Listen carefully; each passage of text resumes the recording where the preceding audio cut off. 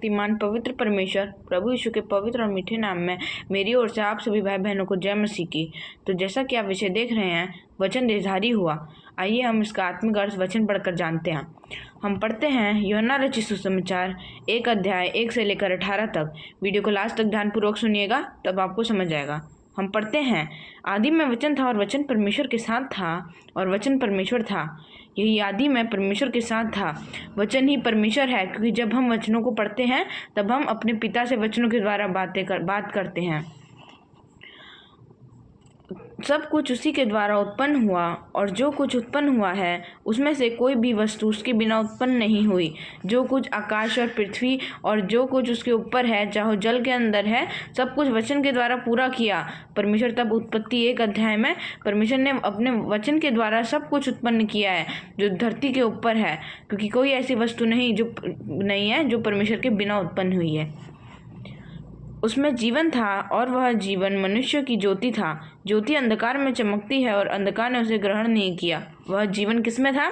हमारे प्रभु यीशु मसीह में। और वह ज्योति अंधकार में चमकती है। वह अंधकार है, वो अंधकार संसार है। इस संसार में ज्योति बनकर प्रभु यीशु मसीह आए। उस ज्योति को संसार ने ग्रहण नहीं किया, जैसे उस ज्योति को संसार ने ग्रहण नहीं किया। एक मनुष्य परमेश्वर की ओर से आ उपस्थित हुआ जिसका नाम यूहन्ना था। तब वह गवाही देने आया कि ज्योति की गवाही दे, ताकि उसके द्वारा विश्वास लाए। वह आप तो ज्योति न था, पर उस ज्योति की गवाही देने के लिए आया था। जैसे यूहन्ना गवाही देते थे कि मेरे बाद वो आने वाला है जो जीवन देता है। वो जीवन कौन है?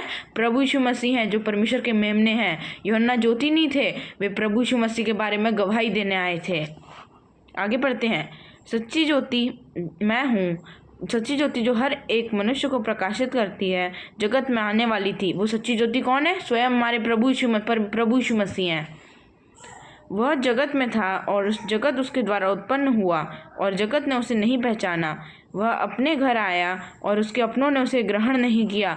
सारा जगत परमेश्वर के द्वारा उत्पन्न हुआ है, जगत ने उसे नहीं पहचाना। वह अपनों के घर आया। उसका आत्मिक अर्थ क्या है? उसके अपनों ने उसे ग्रहण नहीं किया। इसका अर्थ है जो परमेश्वर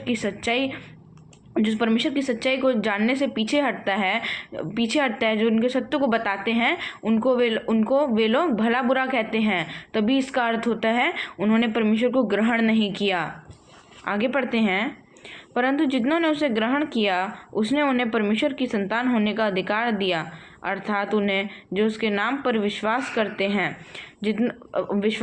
हैं वे न तो लहू से, न शरीर की इच्छा से, न मनुष्य की इच्छा से, परंतु परमेश्वर से उत्पन्न हुए हैं। जितनों ने प्रभु यीशु मसीह पर विश्वास किया उसने उनको अपनी संतान होने का अधिकार दिया। वही लोग परमेश्वर की इच्छा से उत्पन्न हुए हैं।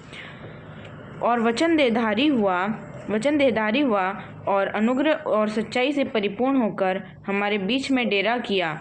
और हमने उसकी ऐसी महिमा देखी जैसी पिता के इकलौते की महिमा। वह देहधारी बनकर हमारे बीच में डेरा किया और हमने उसकी ऐसी महिमा देखी जैसे पिता के इकलौते की महिमा, प्रभु यीशु मसीह की महिमा। यूहन्ना ने उसके विषय में गवाही दी और पुकार कर कहा, यह वही है जिसका मैंने वर्णन किया कि जो मेरे बाद आ रहा है वह मुझसे बढ़कर है, क्योंकि वह मुझसे पहले था। क्योंकि उसकी परिपूर्णता में से हम सब ने प्राप्त किया, अर्थात अनुग्रह पर अनुग्रह। इसीलिए कि व्यवस्था तो मूसा के द्वारा दी गई, परंतु अनुग्रह और सच्चाई यीशु मसीह के द्वारा पहुंची। परमेश्वर को कभी किसी ने नहीं देखा। इकलौता पुत्र जो पिता की गोद में, उसी ने उसे प्रकट किया। परमेश्वर को कभी किसी ने नहीं देखा है, और इकलौता पुत्र जो पिता की गोद में, वो कौन है? प्रभु यीशु मसीह है। प्रभु यीशु मसीह ने ही परमेश्वर को देखा है। जो परमेश्वर के वचन को पढ़ता है, उसके आत्मिक अर्थ को जानता है और दूसरों को भी सिखाता है, खुद भी वचनों पर चलता है, उसी ने पिता को देखा है। इस वचन को ध्यानपूर्वक चिंतन और मनन करके पढ़िएगा, तब आपको समझ आएगा। और वीडियो को लाइक, शेयर और सब्सक्राइब करें। शेयर करना भी परमेश्वर का सुसमाचार प्रचार करना होता है, और ज़्यादा से ज़्यादा शेयर करें कि जिन लोगों के पास परमेश्वर का ये सत्य नहीं पहुंचा है, उन तक परमेश्वर का ये सत्य पहुंचने पाए। तब तक मुझे विदा दें। अगले सब्जेक्ट, अगले विषय में मिलेंगे। नमस्कार, जय मसीह की। God bless you.